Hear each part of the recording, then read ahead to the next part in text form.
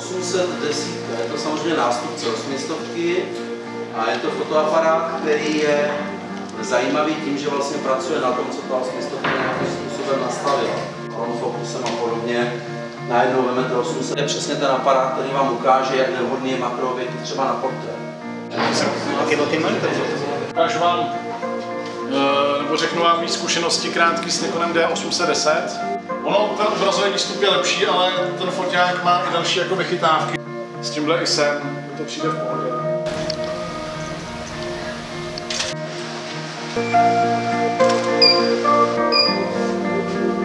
No, pak